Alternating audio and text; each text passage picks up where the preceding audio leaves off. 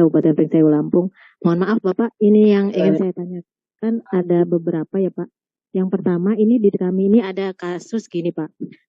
Dia perawat, sebelumnya dia bekerja di Kabupaten A di sebuah rumah sakit, mempunyai SIP dan SIP-nya sudah tidak aktif, masa berlakunya sudah berakhir. Lalu dia sekarang tahun 2024 dia keterima P3K di kabupaten kami. Lalu dia membuat SIP di puskes tersebut. Nah, SIP-nya itu bisa Pak. Nah, sekarang beliau ini ingin membuat SIP untuk praktek mandiri perawat. Nah, itu kemarin menggunakan MPP digital tulisannya jumlah SIP melampaui batas maksimum gitu Pak tulisannya Pak. Nah, ini kemarin itu yang ingin saya tanyakan, apakah yang di kabupaten sebelumnya itu harus dilakukan pencabutan dulu atau bagaimana? Karena kan sebenarnya di kabupaten sebelah itu kan sudah habis masa berlakunya untuk SIP-nya. Lalu yang kedua itu untuk SIP bidan Pak. Mohon maaf, ini kami kan rata-rata di puskes itu bidan itu lulusan D3 ya Pak. Lalu kan punya praktek mandiri juga. SIP yang pertama yang di puskesmas sudah jadi. Nah ini untuk SIP yang di praktek mandiri. Kalau yang di praktek mandiri itu untuk yang habis yang kemarin melakukan perpanjangan itu mereka itu habisnya semua rata-rata di 2026 begitu. Yang ingin saya tanyakan kan apakah nanti pada saat 2026 itu kalau tidak salah ya harus sudah mempunyai ijazah profesi kebidanan agar bisa melakukan praktek mandiri. Apakah nanti pada saat tahun 2026 itu untuk perpanjangan SIP-nya itu menggunakan kecukupan SKP-nya seperti apa Pak? Sedangkan yang kalau tadi kan kalau tidak salah itu harus SKP-nya nanti kalau SIP 2 itu cukup dilihat dari pemenuhan SKP SIP 1 gitu ya Pak ya. Nah yang selanjutnya ini masih berkaitan dengan yang bidan tadi. Nah sekarang itu beliau tuh STR-nya itu D4 Pak. Nah apakah untuk melakukan perpanjangan kalau beliau tidak ingin kuliah lagi di profesi untuk perpanjangan yang di puskesnya itu apakah dia harus downgrade dulu STR-nya menjadi D3 baru bisa melakukan perpanjangan atau bagaimana Pak gitu. Sudah itu saja Pak, terima kasih.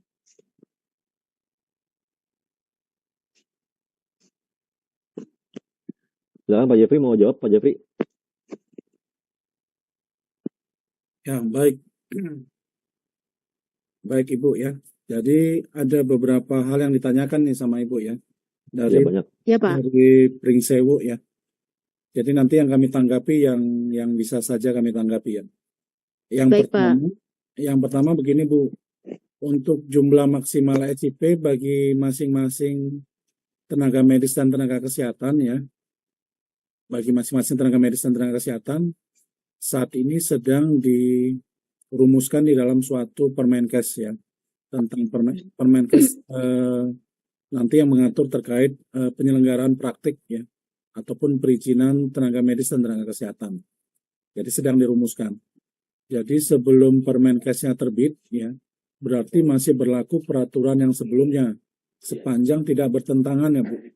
Sepanjang tidak bertentangan dengan peraturan dengan undang-undangnya. Jadi contohnya begini. Contohnya tenaga medis kan kalau kita lihat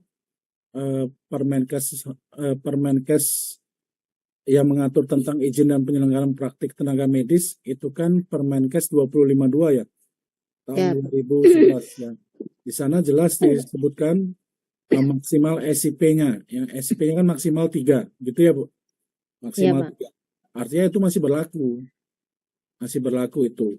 Maksimal SIP-nya itu. Sampai nanti Permenkes yang baru mengaturnya. Seperti itu. Demikian juga tentunya berlaku untuk yang perawat dan bidan. Ya. Perawat, bidan, dan jenis tenaga kesehatan lainnya. Maksimal SIP-nya berlaku di peraturan menteri yang saat ini masih berlaku. Nah, kemudian Yang kedua ya, itu jumlah maksimal SIP. Jumlah maksimal SIP ini tentu kalau dia sudah mencapai batas maksimal, tentu kan tidak bisa mengajukan SIP berikutnya, Bu. Nah, jadi memang data-data dari pekerjaan yang bersangkutan atau tempat praktek yang bersangkutan itu kan terekam di dalam SISDMK, ya, Sistem Informasi Sumber Daya Manusia Kesehatan, yang ada adminnya, admin SISDMK di tiap kabupaten kota. Nah, ini yang perlu dilakukan update, Bu. Perlu dilakukan Oh, update, baik ya. Pak. Ya. Karena yang bersangkutan ini kan sebagai tenaga medis dan tenaga kesehatan kan mobile, Bu, ya. Orangnya kan mobile, berpindah dari satu tempat ke tempat yang lain misalnya, ya. Bisa saja ketika dia berpindah itu tempat praktek yang sebelumnya itu sudah tidak berpraktek lagi di sana misalnya. Ya. Jadi kalau itu tidak diupdate, ya tentu di dalam catatan kita kan yang ada sekarang kan berupa SISDMK ya. Catatannya kalau dia sudah terpenuhi maksimal, ya dia tidak bisa mengajukan SIP yang berikutnya, kan seperti itu. Jadi itu yang perlu diupdate, Bu. Ya. Kemudian yang ketiga, itu ada, Bu, kualifikasi untuk praktek mandiri. Ya. Nanti masing-masing tentu Bapak Ibu harus cermati di dalam Permenkes izin dan penyelenggaraan praktik masing-masing ya. Misalnya perawat itu kan ada Permenkes tentang izin dan penyelenggaraan praktik perawat ya, Bu, ya. Kan ada itu Permenkesnya, yang Bapak Ibu bisa cek di dalam Permenkes izin dan penyelenggaraan praktik perawat. Nah, contohnya ini ya, misalnya di Permenkes 26 tahun 2019 ya, tentang peraturan pelaksanaan Undang-Undang Nomor 38 tahun 2014 tentang keperawatan. Ini undang-undangnya memang sudah dicabut ya, tetapi terkait pengaturan praktiknya gitu ya, Bu, ya, pengaturan praktiknya sepanjang Permenkes yang baru belum ditetapkan kan kita masih mengacu kepada Permenkes ini. Yang penting di dalam Permenkes 26 ini, Bu, ya, tidak bertentangan dengan Undang-Undang 17-nya, ya. Tidak bertentangan dengan Undang-Undang 17-nya, ya. Kalau bertentangan misalnya yaitu tidak berlaku, yang pasal yang bertentangan itu tidak berlaku, ya. Tetapi yang tidak bertentangan berarti masih berlaku. Contohnya di sini kan ada kualifikasinya untuk praktek mandiri ya, Bu. Untuk perawat praktik mandiri itu ada kualifikasinya, ya. Kualifikasi pendidikannya ada. Jadi tidak semua perawat bisa praktik mandiri perawat, ya. Tetapi semua perawat D3 misalnya, D4 profesi itu bisa memiliki SIP gitu ya. Tetapi untuk SIP praktek mandiri tidak semuanya bisa. Ya, itu ada di ketentuan yang diatur di dalam Permenkesnya itu, ya.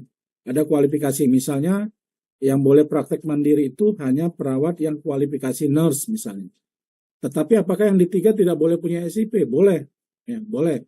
Tapi SIP-nya nanti di rumah sakit, SIP-nya di puskesmas, ya. SIP-nya di klinik pratama atau di klinik utama. Tapi kalau praktek mandiri, sudah diatur tersendiri kualifikasi pendidikannya. Mungkin itu, Bu, yang bisa kami sampaikan. Untuk update SISDMK, silakan Ibu koordinasi dengan admin Fasiankes dan admin Dinas Kesehatan Kabupaten Kota. Demikian, Bu. Terima kasih.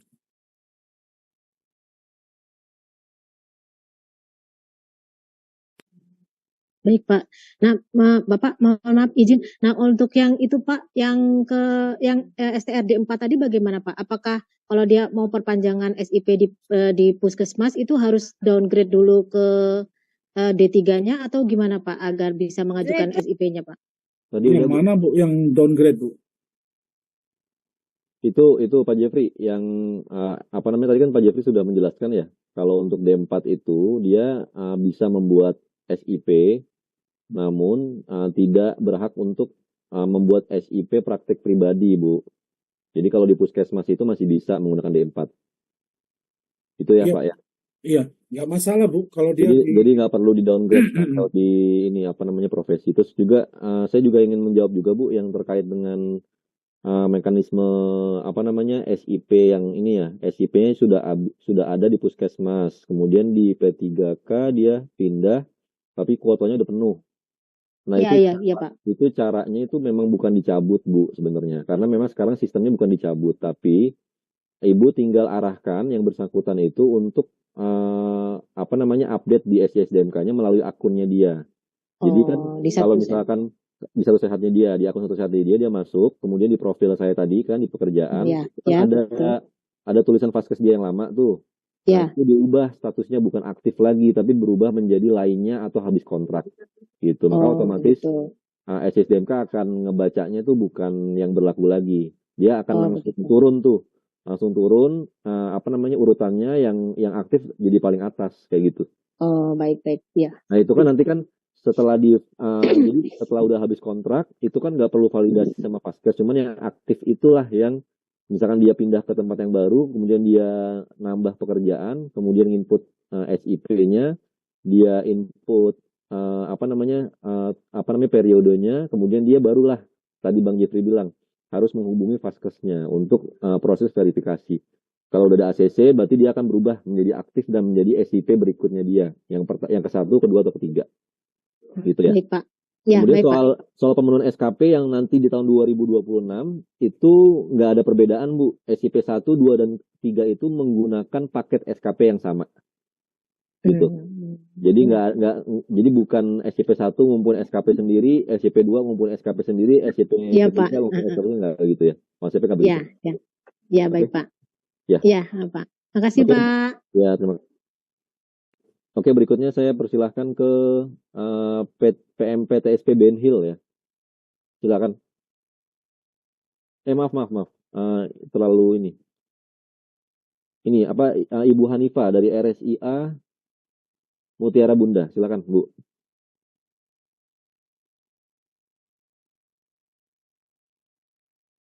Silakan Bu Hanifa.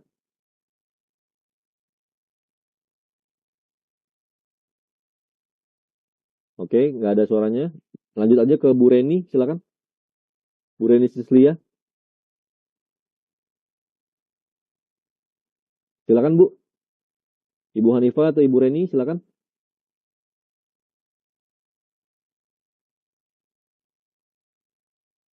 Ya, mohon maaf Pak. Ya, silakan.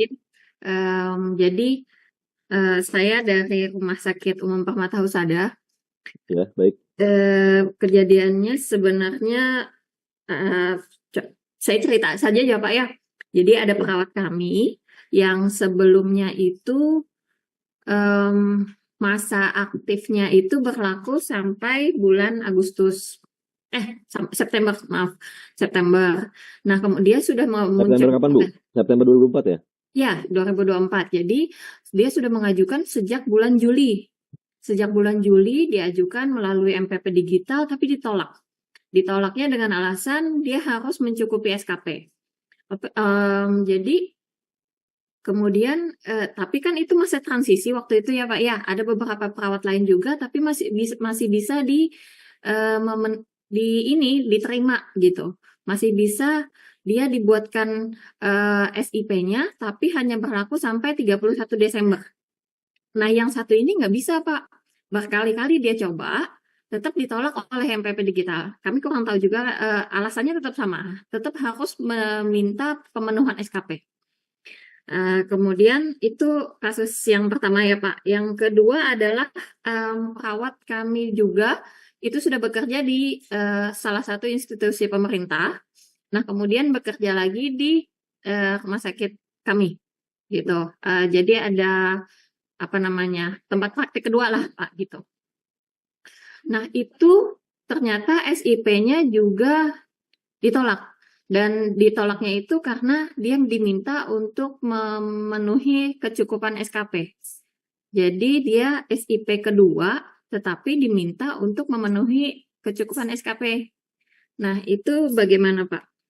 Kemudian, sepertinya itu saja. Baik, mohon pencerahannya, Pak. Terima kasih. Nah, oke. Terima kasih pertanyaannya. Gini, Bu.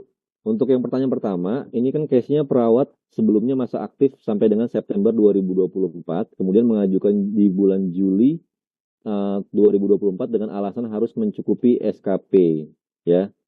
Terus sistem menolak karena nggak ada kecukupan SKP-nya.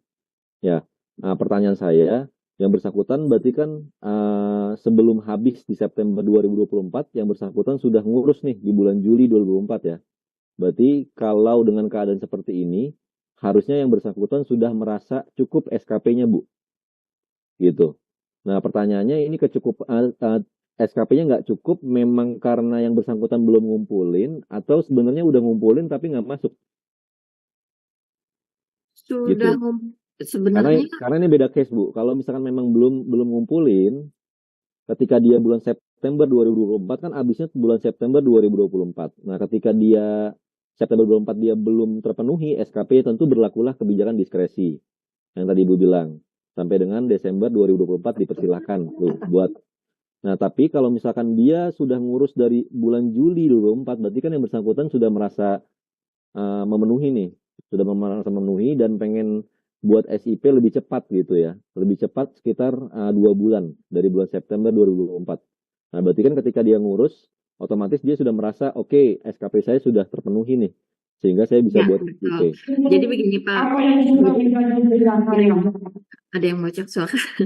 Jadi Ya, gini Pak, dulu mereka itu sebenarnya sudah memenuhi SKP, hanya oke. saja tidak Nah, belum terintegrasi dengan yang oh, oke. LMS itu.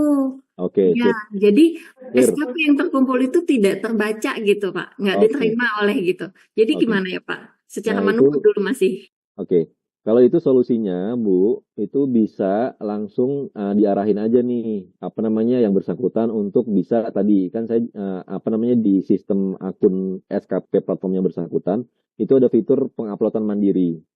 Jadi yang bersangkutan bisa upload tuh bukti-bukti kegiatan yang dulu dia lakukan, kegiatan-kegiatan seminar, workshop yang pernah dia ikuti, itu tinggal diupload aja di sistem. Nanti tim kami yang verifikasi untuk dijadikan capaian SKP. Oh, Gitu. baik. Nah, Nah, karena memang gimana? tapi kan ini kan sudah lewat nih Pak, sudah bulan Oktober, sedangkan dia kan September tadi. Ya, Itu gimana? Ada bisa, konsekuensinya atau gimana? nggak ada konsekuensi, bisa di input. Nanti kan ada inputan tanggalnya, nanti akan otomatis masuknya ke periode yang 19 sampai dengan 24 sehingga dia bisa buat SIP 24 sampai dengan 29.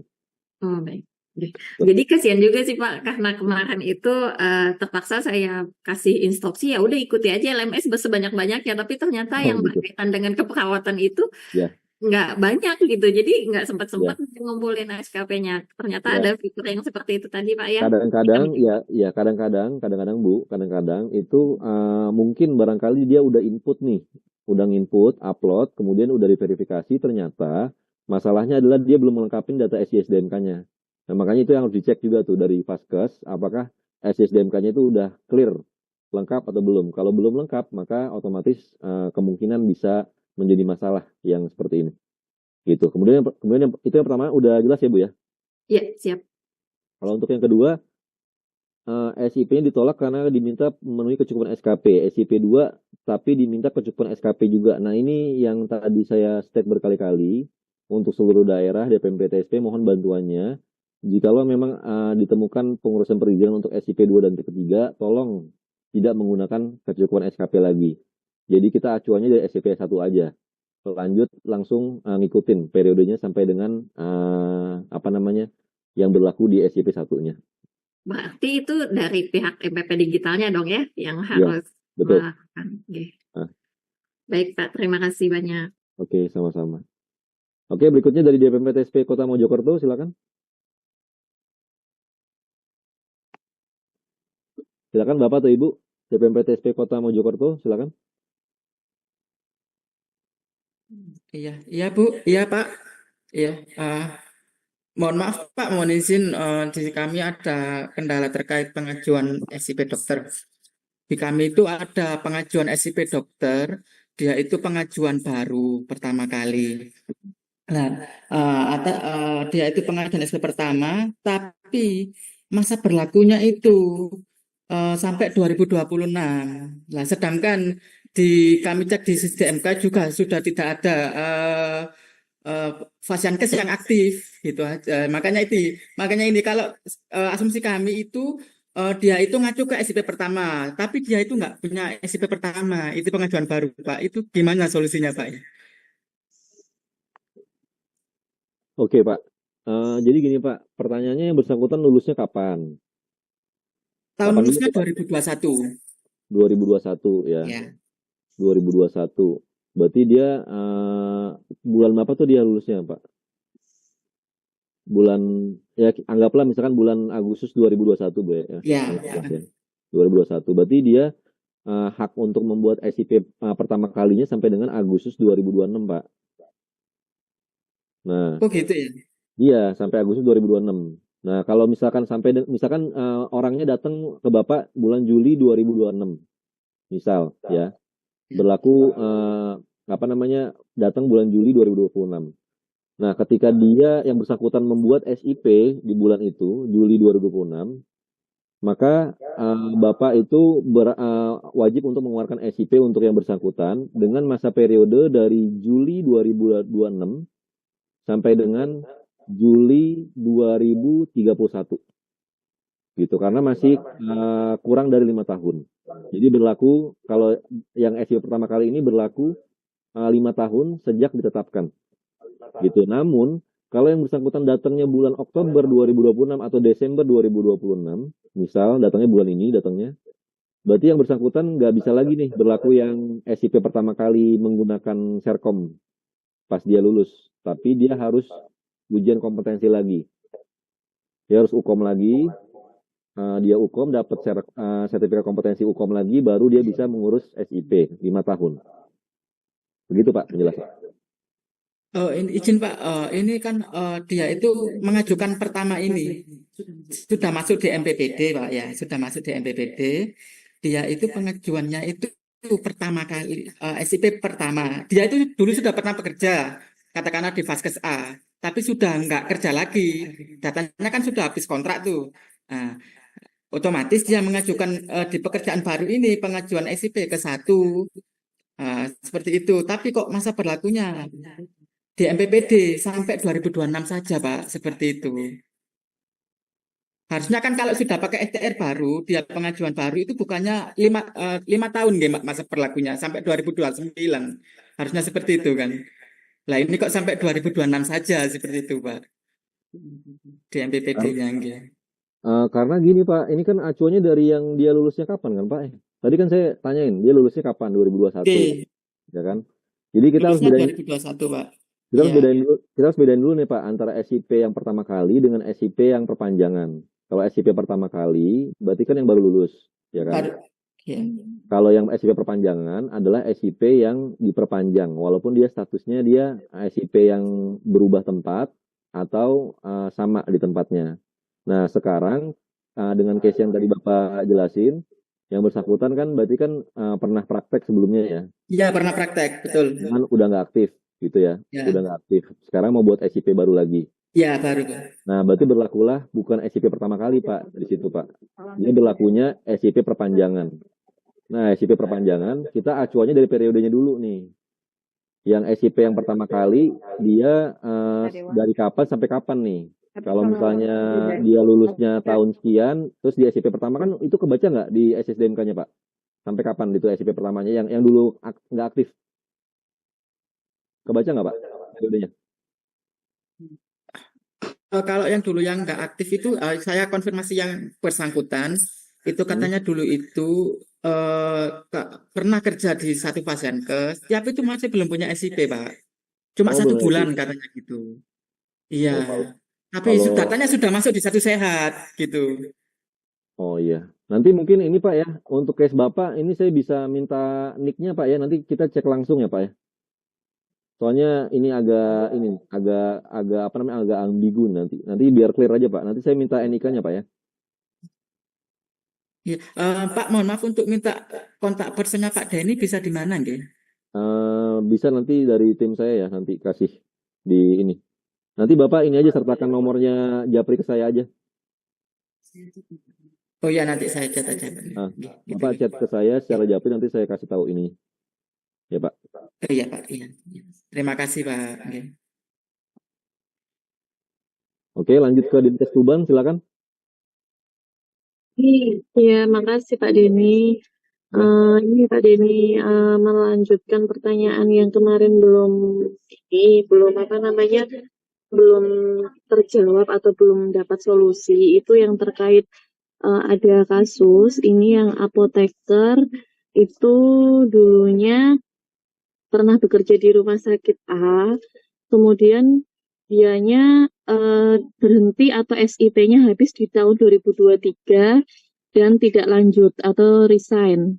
Jadi di resign di masa akhir SIP-nya. Kemudian 2023 kan masih perpanjangan STR itu masih menggunakan SKP.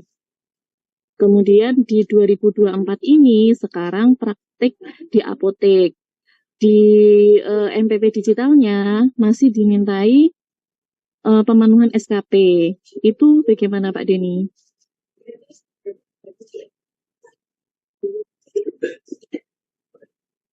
Jadi yang bersangkutan apoteker bekerja di rumah sakit A.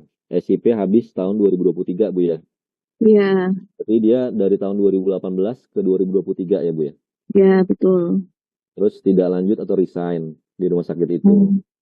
Kemudian 2024 yang bersangkutan praktik di apotek, ya kan? Ya, Jeda setahun ya, ya sudah setahun. jeda setahun nggak kerja. Kemudian mau praktek lagi di apotek ya, tahun Ya, 2024.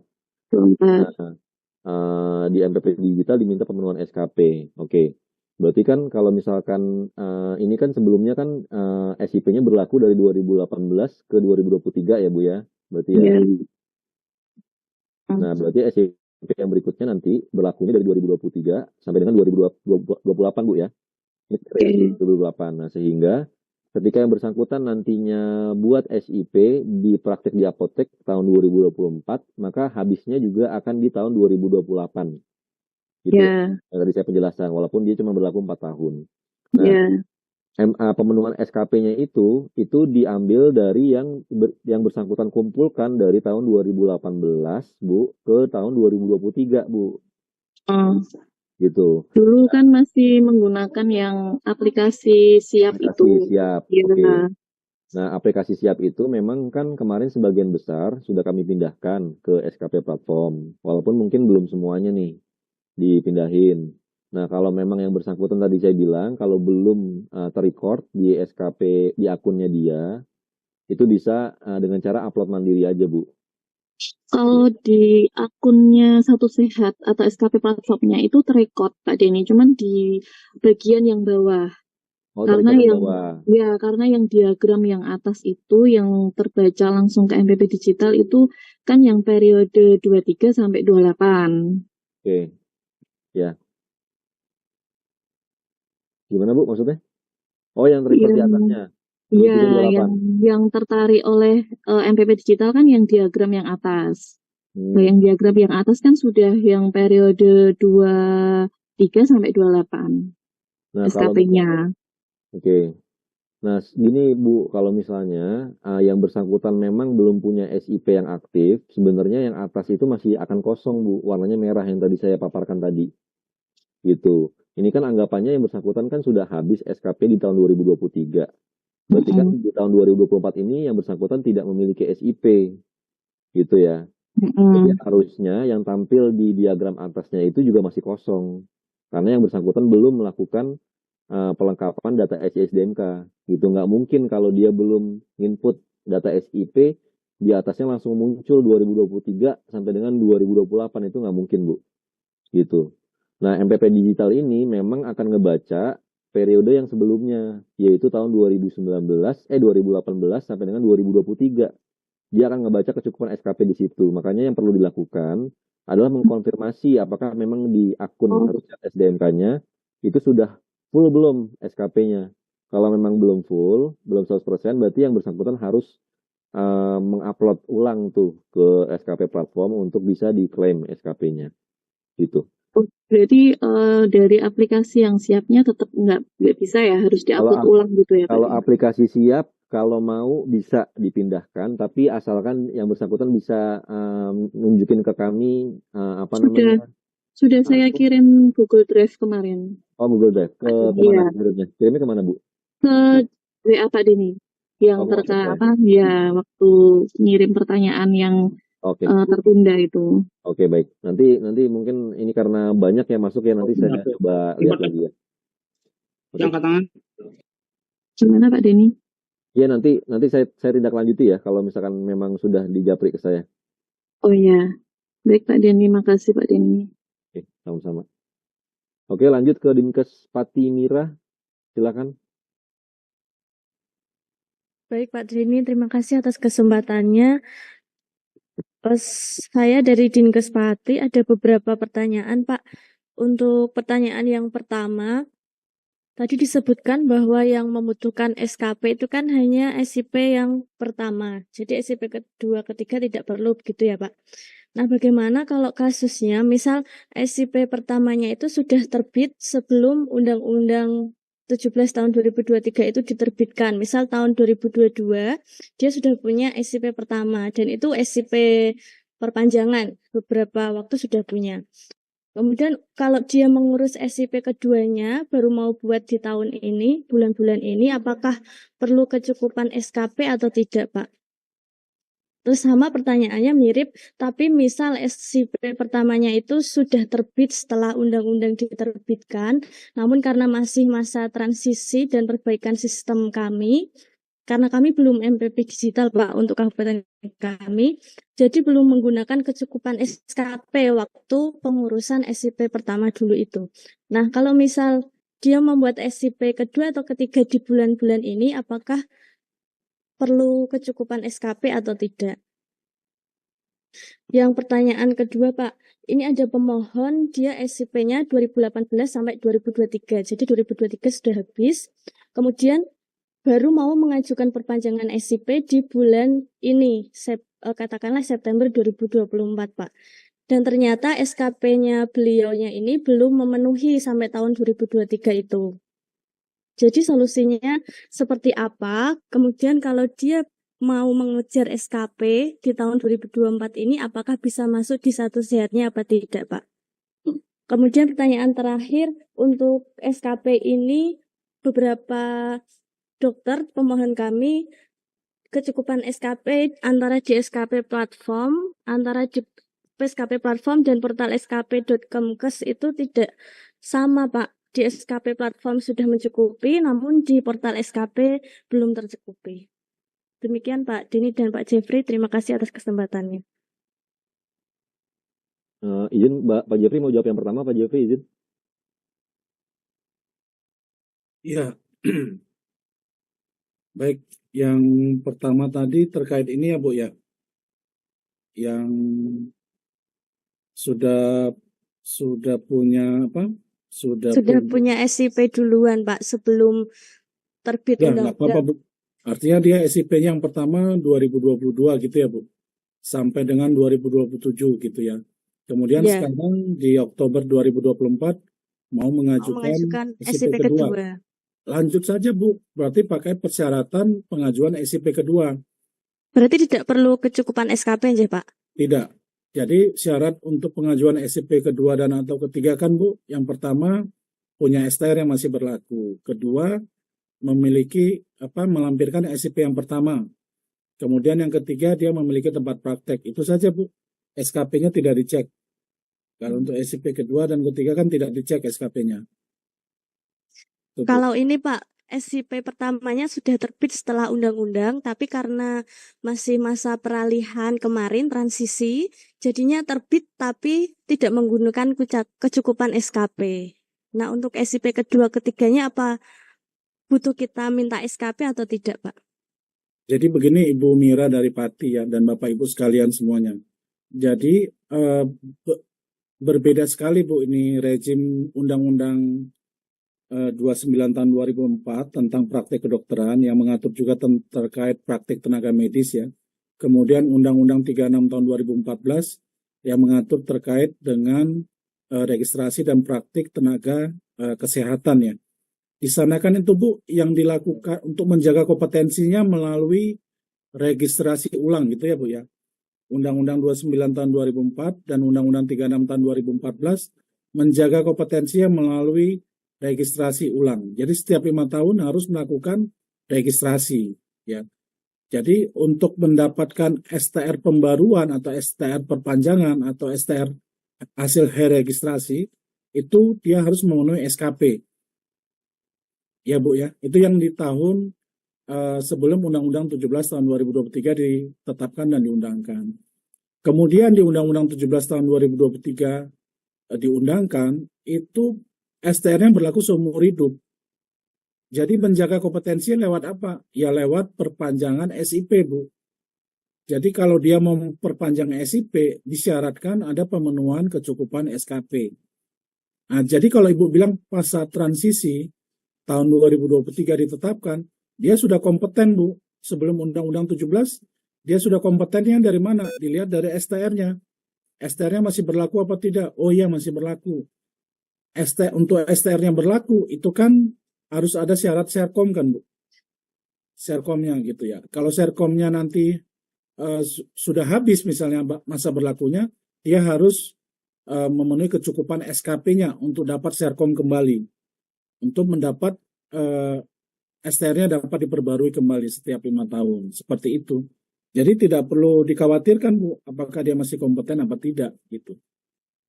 Begitu ya Bu Mira ya. Oke, baik Pak Jeffrey, terima Ya. kasih. Ya, Bu, terima kasih. Ya, Mas benar, Denny, Bu. nanti sekaligus juga kita ini ya Mas Denny, Apa? yang dari chat ya, dari chat. Gak apa-apa Oh, siap. biar teman-teman ini. Oke, siap. Ya, betul ya Bu Mira dari Dinkes Pati ya. Nah, jawaban dari Pak Jeffrey. Cuma mungkin saya tambahin sedikit terkait dengan ketidaksesuaian antara SKP platform dengan SKP Kemkes. Nah, itu kayaknya itu tampilan yang dulu, Bu, sebelum terlink ke Satu Sehat. Kalau sekarang setelah sudah terlink ke Satu Sehat, dia seharusnya sama. Karena kita acuannya dari periodenya nih. Kita harus ngebaca dulu tuh di SKP platform, ya periodenya dari kapan sampai kapan. Kemudian di SKP Kemkes juga dari periode kapan sampai kapan. Gitu. Karena kalau sekarang sudah disetting periode di SKP platform yang sudah terbaca dari data SISDMK, maka dia akan tertampil juga di SKP Kemkes dengan periode yang sama. Jadi jikalau di SKP platform itu belum tercukupi, itu pasti di SKP Kemkes juga belum tercukupi. Gitu. Berbeda dengan yang sistem yang dulu memang. Yang dulu itu memang agak ada agak perbedaan sehingga tidak sesuai. Kalau sekarang itu semuanya sama. Begitu mungkin barangkali untuk yang jawabannya. Terima kasih. Pak Dini, maaf izin pertanyaan yang satunya, kalau dia SIP-nya sudah habis 2023 dan baru mau perpanjangan tahun ini, jadi ada sekitar 1 tahun tidak punya SIP, SKP-nya belum mencukupi, Pak. Ya, kalau belum tercukupi, berarti kan dari dia kan habis tahun 2023. Iya, Pak. Berarti kan sebelumnya dia berlaku dari tahun 2018, ya kan? 18, 23 sudah 5 tahun. Ditambah 24, jadi kan 6 tahun. Nah, ini berarti kan sudah lebih dari 5 tahun, dia nggak menjaga kompetensinya. Nah, otomatis kecukupan SKP ini diganti dengan harus mengikuti ujian kompetensi. Gitu. Nanti pas dia ujian kompetensi dapat Serkom tuh kan. Dapat Serkom baru dia bisa bikin SIP. Oh, baik. Berarti UKOM-nya kami menunggu yang kolegium itu ya Pak nanti? Selama UKOM-nya dari kolegium belum keluar, pakai mekanisme yang lama melalui universitas. Oh gitu. Ya, baik. Terima kasih Pak Denny, Pak Jeffrey. Oke, sama-sama. Oke, ini saya lewat chat ya sekarang.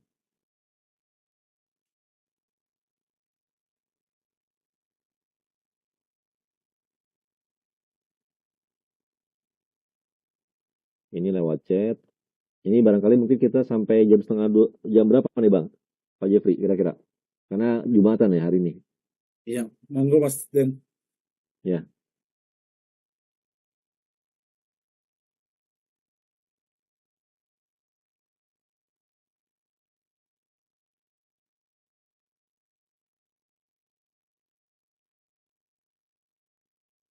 Ini pertanyaannya dari Kabupaten Tuban.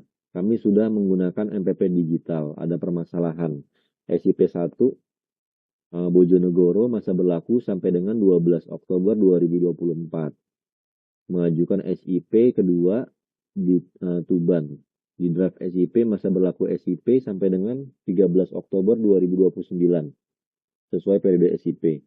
Apakah nanti jika mengurus perpanjangan SIP 1 di Bojonegoro, masa berlaku bisa sama dengan 13 Oktober 2029. Mengingat Bojonegoro belum MPP digital dan ketentuan masa berlaku perpanjangan adalah plus 5 tahun dari SIP sebelumnya.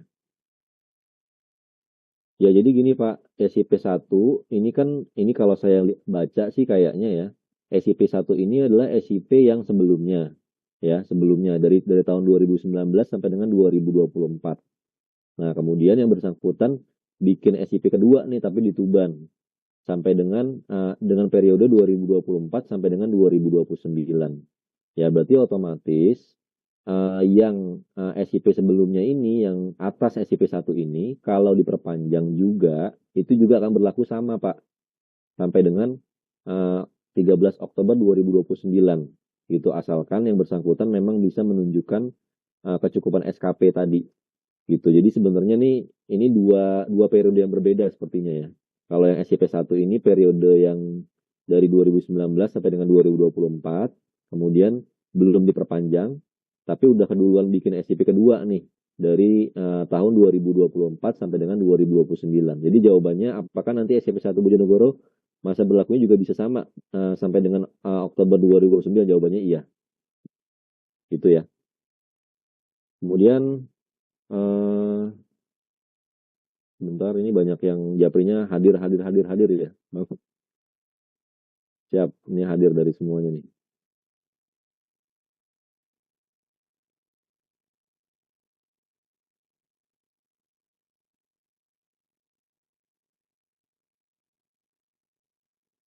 Ini pertanyaannya, ada pemohon mengajukan SIP dokter gigi, namun kliniknya merupakan izin klinik pratama, pelayanan umum medik dasar, di izin kliniknya masih lama dan masih aktif sampai dengan 2026, namun sampai dengan 2026. Namun di jenis pelayanan tercantum medik umum dasar.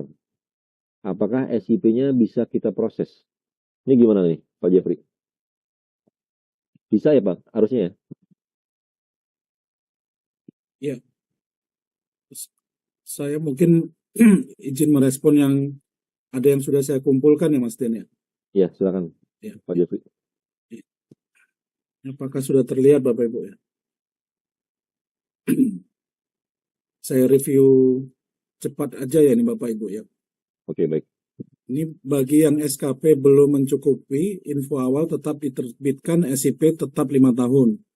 Dengan konsekuensi bila sampai dengan 31 Desember, maka STR yang dibekukan yang otomatis SIP juga mengikuti pembekuan gitu ya. Namun info hari ini apakah benar hanya diterbitkan SIP hanya sampai dengan 31 Desember 2024? Iya Bu, ini benar ya, karena dalam pembahasan kami terakhir dengan pimpinan, ini diterbitkan hanya sampai 31 Desember 2024. Bagi yang sudah diterbitkan perpanjangan, misalnya sebelumnya sudah diterbitkan perpanjangan untuk 5 tahun, silakan nanti Bapak Ibu melakukan proses pembinaan dan pengawasan ya. Pembinaan dan pengawasan tentunya nanti dari PTSP yang menerbitkan perizinan berkoordinasi dengan Dinas Kesehatan Kabupaten Kota. Mana Namet Nakes yang sudah diterbitkan 5 tahun perpanjangannya, tapi SKP-nya belum terpenuhi, itu nanti dilakukan pengecekan ya, pengecekan pada awal Januari 2025. Ya. Kalau misalnya SKP-nya belum terpenuhi, berarti nanti dilaporkan, disampaikan kepada Kemenkes ya, untuk dilakukan pembekuan sementara STR-nya. Jadi kalau STR-nya dibekukan, tentu nanti SIP-nya akan dibekukan sementara ya, sampai nanti SKP-nya terpenuhi. Tetapi memang dengan kebijakan penerbitan SIP sampai dengan 31 Desember 2024, itu tentunya Namet Nakes itu hanya terbatas sampai 31 Desember aja SIP-nya. Jadi otomatis mereka akan melakukan pemenuhan SKP-nya ya, pemenuhan SKP sampai 31 Desember. Dan kalau di awal Januari tidak terpenuhi SKP-nya, berarti tidak bisa memperpanjang SIP-nya. Berikutnya dari Belitung Suyanti. Ini izin bertanya bagaimana cara menentukan masa berlaku SIP, apakah sesuai tanggal lahir ataukah berdasarkan tanggal pembuatan SIP. Jadi sejak tanggal ditetapkan Bapak Ibu ya, sejak tanggal ditetapkan berlaku 5 tahun ke depan untuk SIP yang baru. Ya. Untuk SIP yang baru ya. Kemudian kalau dia menggunakan STR yang lama, berarti nanti dilihat ya masa berlaku STR yang lama ini. Sampai masa berlaku akhir masa berlaku STR yang lama. Nanti untuk perpanjangan akan dilihat ya, sejak tanggal ditetapkan sampai dengan plus 5 tahun akhir masa berlaku SIP sebelumnya. Nah, sedangkan untuk SIP kedua dan SIP ketiga dilihat nanti akhir masa berlakunya mengacu kepada akhir masa berlaku SIP yang pertama. Jadi tidak berdasarkan tanggal lahir Bapak Ibu. Nah, kemudian Bu Yeni Dinkes Tulung Agung 948 nih. Mohon izin Bapak, apabila SIP pertama masih menggunakan STR lama dan masa berlaku sampai tahun 2026 dan saat ini sudah mempunyai STR seumur hidup, apakah perlu ganti SIP sesuai dengan STR seumur hidup? Tidak perlu Bapak Ibu. Jadi kalau mau mengajukan SIP berikutnya, SIP kedua atau ketiga ya nanti masa berlakunya sampai dengan tahun 2026.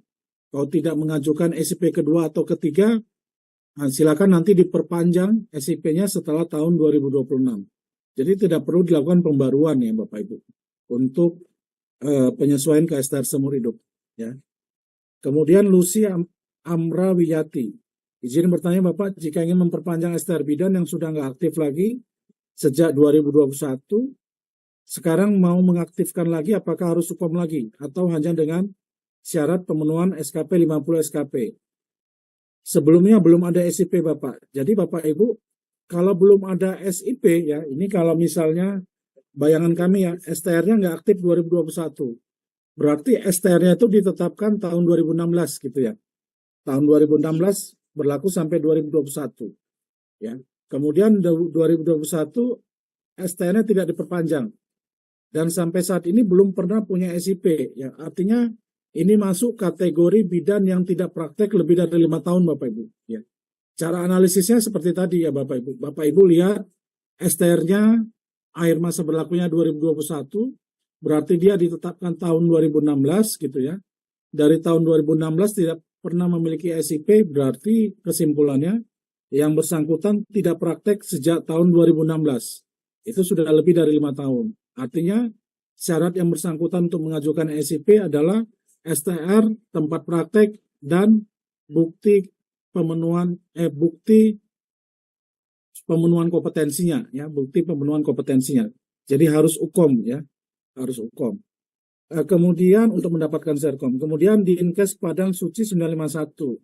Saya Suci ingin bertanya masa berlaku sertifikat kompetensi berapa tahun? Ini 5 tahun ya Bu. 5 tahun sejak ditetapkan. Kemudian Sukya Marosalin Sitinjak dari Sudinkes Jaksel. Apabila ada nakes yang mendapatkan sanksi penonaktifan STR yang mengakibatkan SIP yang nonaktif juga, untuk pengaktifan kembali SIP-nya bagaimana prosesnya? Jadi Pak Sitinjak atau Ibu Sitinjak ya, ini nanti kalau ada seseorang yang dinonaktifkan STR-nya, berarti kan yang menonaktifkan kan adalah konsil ya Bapak Ibu. Konsil kalau selama ini berdasarkan rekomendasi dari MKDKI ya, Majelis Kehormatan dan Disiplin Profesi ya. Jadi dari MKDKI. Jadi kalau nantinya berarti Majelis Disiplin Profesi ya di dalam Konsil Kesehatan Indonesia.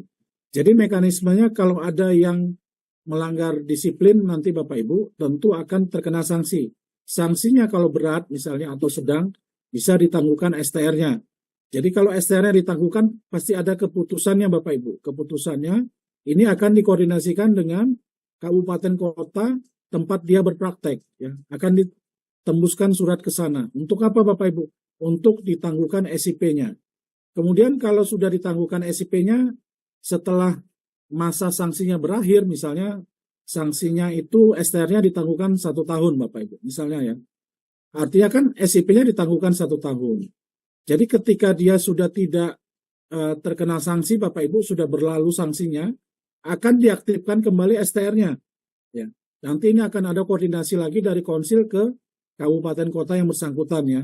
Sehingga nanti dapat diaktifkan kembali SIP-nya ya. Jadi mekanismenya seperti itu ya Bapak Ibu Sitinjak.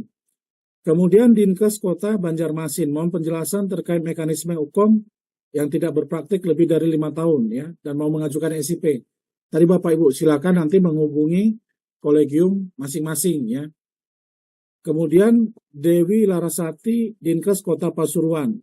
Untuk nakes yang selama ini sudah memiliki SIP dan bekerja di pelayanan dengan ijazah S1 seperti S1 Gizi S1 perekam medis misalnya ya, atau S1 bidan ya. Kalau bidan D4 itu punya STR dan boleh punya SIP Bapak Ibu. Tapi kalau yang S1 memang STR-nya sesuai surat edaran Dirjen yang pernah diterbitkan, STR-nya tidak diterbitkan lagi ya untuk yang S1 ya.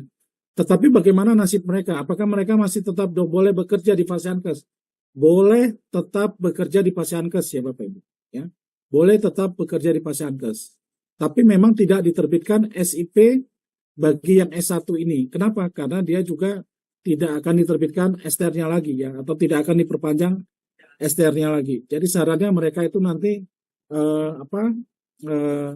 mengambil pendidikan profesi ya bagi yang sudah S1 ini. Kemudian Emira Dinkes Surabaya gitu ya. Jika ada Nakes mengajukan SIP pertama kali di Maret 2024, kemudian dicabut April 2024, kemudian Juni 2024 melakukan pengajuan izin baru untuk masa berlakunya sampai Maret 2029 atau Juni 2029. Jadi mengacu kepada Maret 2029 Bapak Ibu. Ya. Kenapa? Karena SIP pertama kali diterbitkan Maret 2024, tentu akhir masa berlakunya adalah Maret 2029 ya. Jadi SIP berikutnya yang diterbitkan ya sebagai SIP kedua ataupun SIP ketiga itu mengacu akhir masa berlaku dari SIP yang pertama yaitu Maret 2029. Kemudian ini dari Kota Mojokerto, izin bertanya, SIP pertama dicabut, apakah SIP kedua otomatis jadi SIP yang pertama? Bapak Ibu nggak perlu nggak perlu bingung ya untuk nanti mana SIP pertama, mana SIP yang berikutnya Bapak Ibu ya. Jadi nanti Bapak Ibu lihat mana yang masih aktif SIP-nya ya, mana yang masih aktif SIP-nya ya lihat nanti.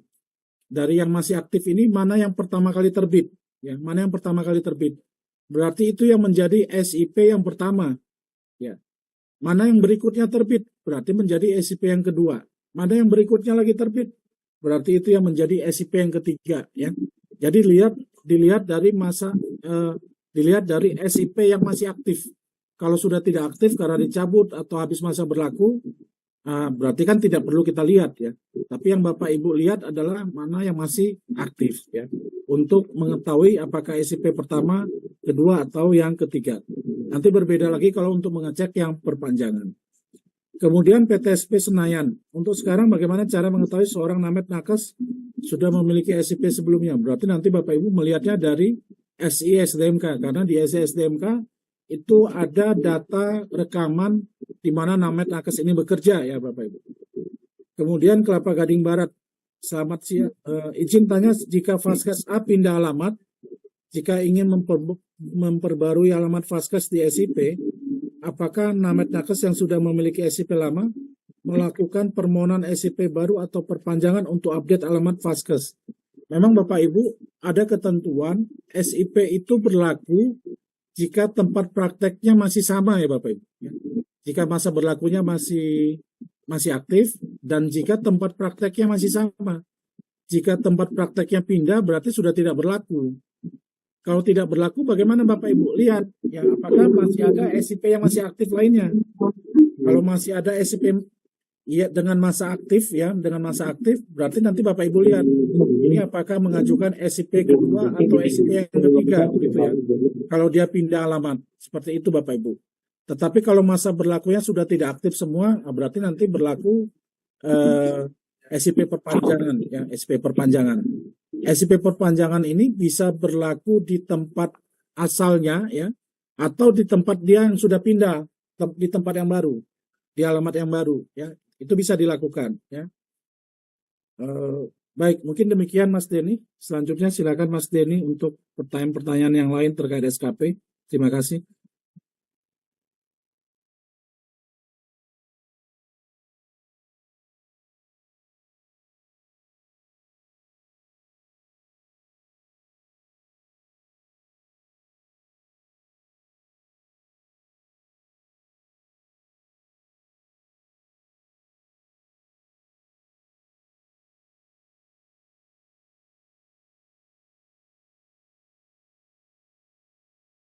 Oke, terima kasih Pak Jeffrey untuk penjelasannya. Barangkali mungkin kami tampung sekitar 2-3 pertanyaan lagi ya, karena kita mau tutup sebelum persiapan untuk lebih matang. Mungkin langsung saya kembalikan lagi ke yang bertanya langsung saja. Silakan dari DPMPTSP Kota Mojokerto. Silakan. Izin, Ya, halo, izin bertanya Pak Denny, untuk terkait dengan nakes namet yang 6 tadi yang disampaikan, itu yang belum yang bisa terkonek dengan SKP platform, izin apa saja yang untuk namet nakesnya itu Pak Denny? Oh ya, sebentar saya buka dulu ya.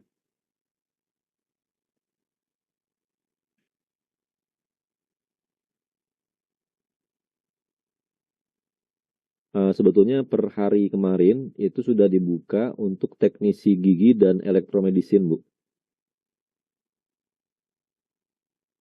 Iya. Itu udah dibuka. Itu jadi gini, bentar. Jadi 6 profesi itu ada diantaranya belum dibuka SKP platformnya adalah epidemiologi, kemudian promosi kesehatan, kemudian tenaga sanitasi lingkungan, perekam medis dan infokes, kemudian teknisi gigi dan elektromedis maksud saya. Nah, teknisi gigi dan elektromedis itu sudah dibuka per hari kemarin, jadi seharusnya sudah bisa mengupload dokumen SKP untuk dijadikan berkas SIP. Nah, untuk yang 4 ini memang alasannya kenapa ditunda pembukaan SKP platformnya, karena untuk 4 nakes ini, Bu, ini ada pendidikannya, ada yang vokasi, ada yang akademik. Sehingga di kebijakan yang terbaru setelah pasca Undang-Undang 17 2023 ini kan yang berhak untuk yang bisa membuat STR, kemudian membuat SIP dan mengumpulkan SKP itu hanyalah yang tenaga vokasi. Yang akademik sudah tidak bisa lagi, sehingga dari Satu Sehat ini lagi melakukan penyesuaian gitu. Nah, salah satu indikatornya penyesuaiannya adalah itu nakes yang sudah membuat STR seumur hidup gitu. Nah, ketika dia sudah membuat STR seumur hidup, maka otomatis untuk tenaga epidemiolog, kemudian promkes, kemudian sanitasi lingkungan dan perekam medis yang vokasi dan sudah membuat STR seumur hidup, maka otomatis bisa ngebuka SKP platformnya. Tapi kalau yang belum STR seumur hidup, maka dia akan memiliki kendala tuh, nggak bisa buka SKP platformnya. Begitu, Bu? Ya, izin Pak Denny, kalau salah satu persyaratan untuk mengajukan DMPP digital kan harus STR seumur hidup. Mestinya kalau nametnya sudah STR seumur hidup tidak terkendala di MPPD-nya seperti itu. Iya, betul. Jadi berarti untuk yang belum terkonek dengan platform, ya. Ini prosesnya seperti apa Pak? Apa harus menunggu lagi untuk prosesnya atau seperti apa? Untuk batas waktunya kira-kira sampai kapan Pak? Oke, yang belum bisa buka SKP platform mohon menunggu ya. Ini kita mungkin dalam waktu seminggu ini kali, mudah-mudahan ya Bu ya, itu bisa dibuka. Karena memang kemarin udah testing final sih. Tinggal menunggu saja. Oke, ya siap Pak Denny, terima kasih. Ya, paling tinggal kami minta bantuan untuk nakes-nakes yang tadi saya sebutkan, minta tolong untuk dihimbau untuk membuat STR seumur hidup. Karena STR seumur hidup itu sebagai indikator kalau memang nakesnya itu pendidikannya vokasi dan bisa ngumpulin SKP. Tapi kalau yang akademik, maka dia otomatis nggak bisa buat STR seumur hidup. Gitu, Bu, barangkali. Ya, siap Pak Denny, terima kasih. Ya, terima kasih. Oke, 2 pertanyaan lagi ya, Bu. Bapak Ibu sekalian. Tadi dari Kota Mojokerto ya, Bu ya, izin. Ya. Iya Pak, saya Budiana dari Kota Mojokerto dari DPMPTSP. Berarti sekarang di bawahnya Dinas Kesehatan Kota Magelang. Silakan. Terima kasih Pak Denny. Kami dari Kota Magelang, kebetulan di Kota Magelang ini sudah menerapkan MPP digital. Tetapi untuk perekam medis memang belum terpaut ke SKP platform. Jadi untuk teman-teman untuk perpanjangan SIP memang kami kesulitan karena memerlukan kecukupan SKP. Jadi mohon untuk bisa segera diberikan solusi. Ya. Kemudian yang kedua, untuk diskresi itu tidak muncul menunya di MPP digital. Jadi untuk teman-teman yang terlambat untuk perpanjangan SIP, kami kesulitan memang untuk memberikan diskresi. Yang ketiga, ada beberapa teman-teman nakes itu yang mengeluhkan ada perubahan jumlah SKP. Kemudian yang keempat, borong ya ini. Ada beberapa teman nakes kasus juga yang sudah terlambat mengajukan perpanjangan SIP karena SKP-nya belum terpenuhi.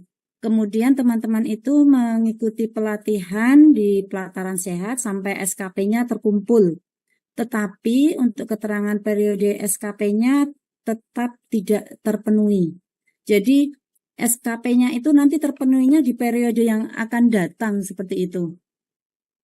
Mohon pencerahannya. Terima kasih. Ya gini Bu, untuk yang perekam medis memang belum ke SKP platformnya. Tadi kan saya sudah jelasin.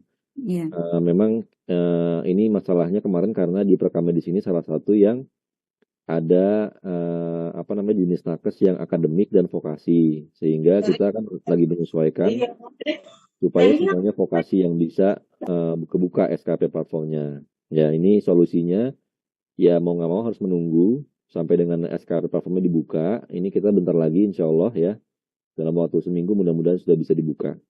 Karena per hari kemarin sudah dibuka tuh 2 jenis nakes yang elektromedis dan teknisi gigi, sehingga yang 4-nya tinggal menyusul saja.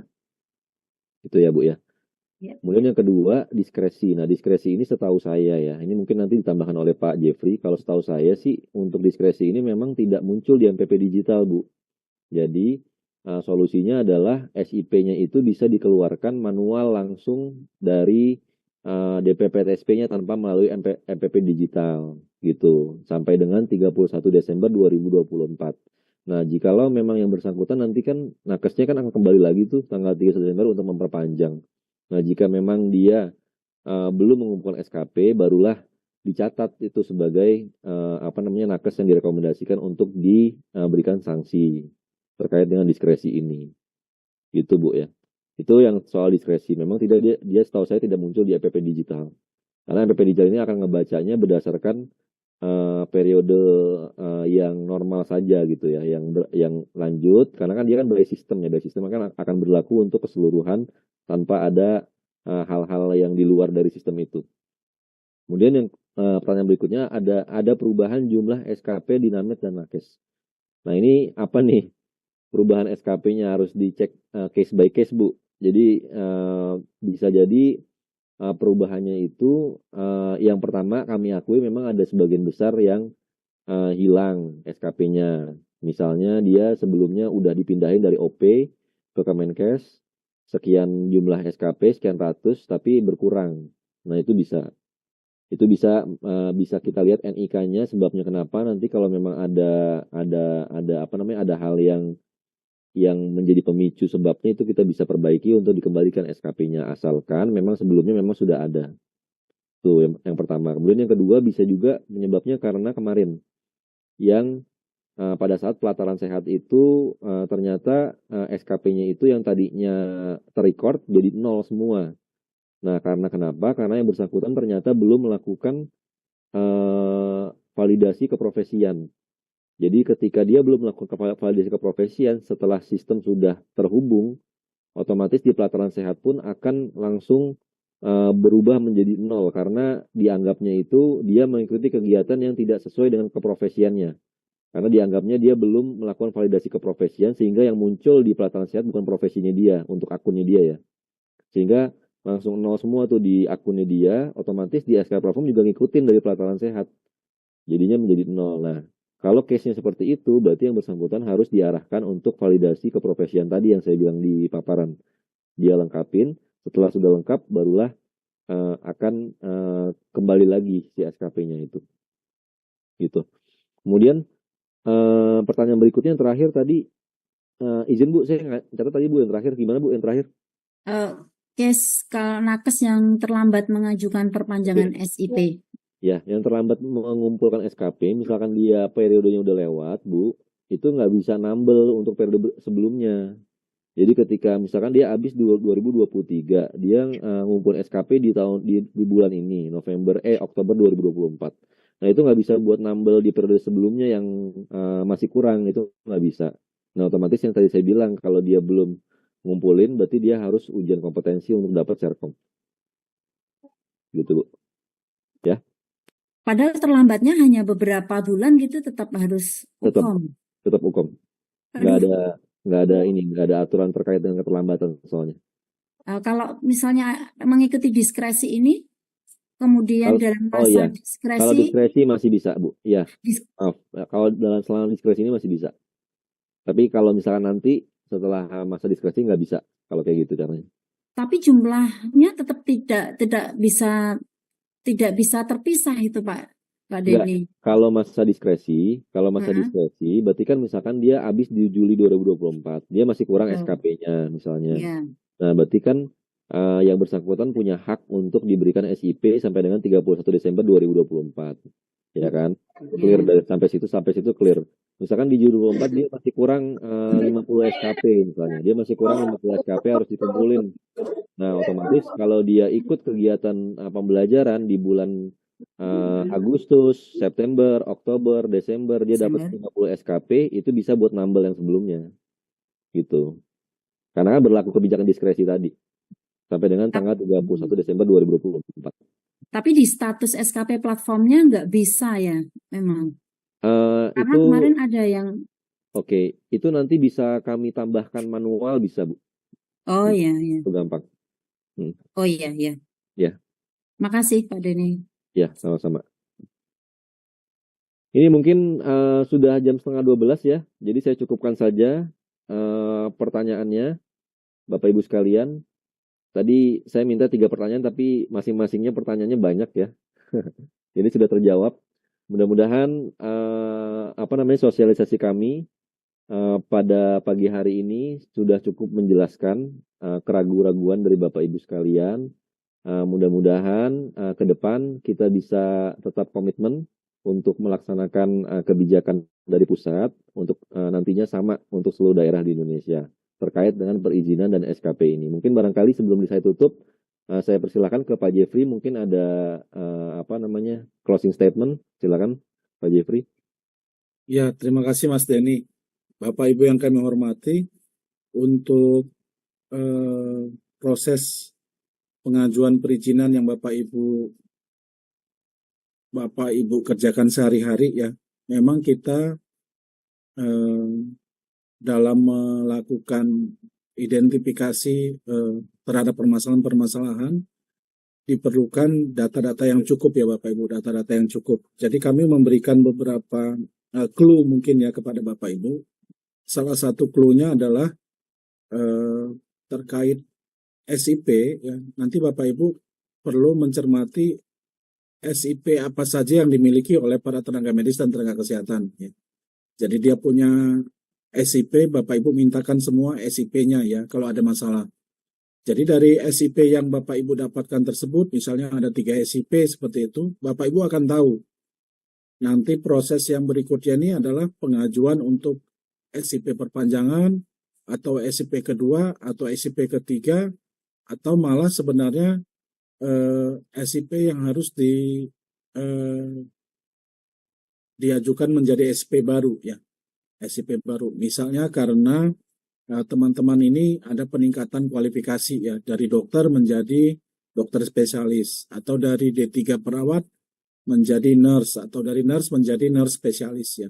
Karena STR-nya berubah, tentunya SIP-nya berubah menjadi SIP yang baru begitu. Hal-hal tersebut dapat Bapak Ibu cermati kalau mengumpulkan data-data dan informasi yang lengkap ya. Jadi itu saran kami Bapak Ibu ketika Bapak Ibu menghadapi suatu permasalahan. Jadi jangan ragu, jangan bingung, kumpulkan aja semua datanya, informasinya, dan Bapak Ibu nanti bisa mengambil kesimpulan setelah melakukan analisis dari data-data tersebut. Mungkin demikian Mas Denny yang bisa kami sampaikan kepada Bapak Ibu. Silakan Mas Denny. Baik, terima kasih Pak Jeffrey untuk closing statement-nya. Mungkin langsung kami tutup saja Bapak Ibu sekalian. Demikian, terima kasih atas perhatiannya. Mohon maaf apabila ada kesalahan dalam penyampaian. Saya akhiri dengan wassalamualaikum warahmatullahi wabarakatuh.